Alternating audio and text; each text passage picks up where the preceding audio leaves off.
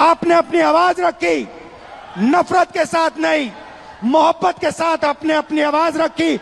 आइए हम आपकी आवाज सुने। नमस्कार, आपका नाम? नमस्कार। और मैं पटना यूनिवर्सिटी से हूँ। नमस्कार। आप? मेरा नाम हिमांशु कुमार हुआ। हिमांशु जी जी जी। शिफत फैज, इलाहाबाद यूनिवर्सिटी LLB। नमस्कार।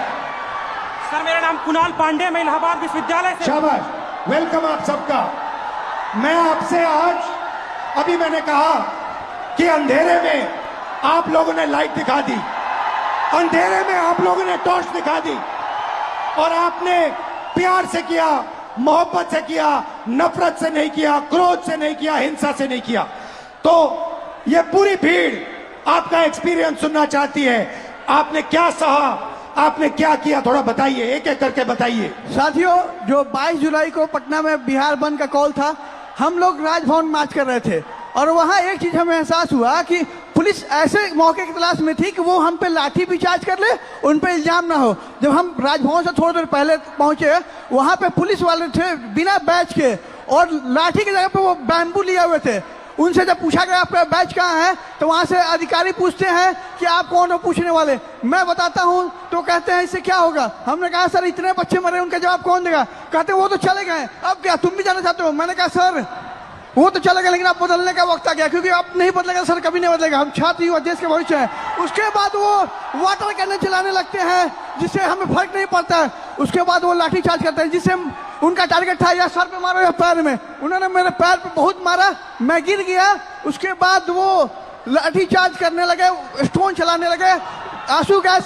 और एक बात मैं आपको बता दूं, जब मैं गिर गया उसके बाद जो DSP है वो आके दोबारा मेरे पेट पे मार दी, जबकि मेरा लेग डैमेज था।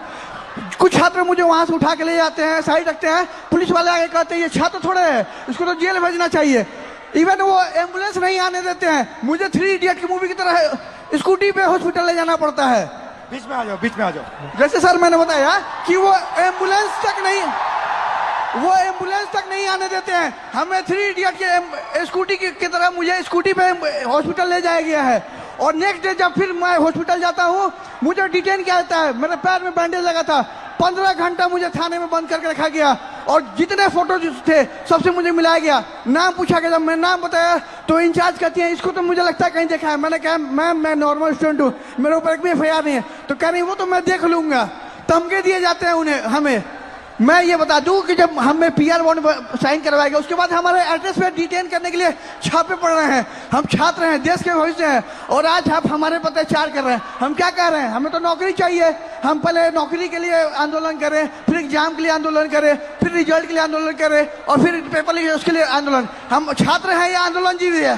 हम छात्र हैं, और आप हमसे वोट लेते हैं तो सर कहते हैं, भैया भैया कहते हैं। आज हमें कहते हैं कि हम कॉकरोच हैं। सर हम देश के जेनजी हैं, और आज आपका सत्ता है, कल हम पलट भी सकते हैं। लेकिन ये गलतफहमी मत रहिएगा मोदी जी, हम बिहारी हैं, ठीक है। और मैं एक बात बता दूं, आप मुझे जितने धमके देते, मैं स्वतंत्रता सेनानी परिवार से आता हूं, और ये लड़ाई के लिए कल भी मुझे लड़ने पड़ी तो मैं देश के लिए अपनी जान न्यौछावर कर दूंगा, लेकिन छात्रों के हक के लिए हमेशा लड़ते रहूंगा।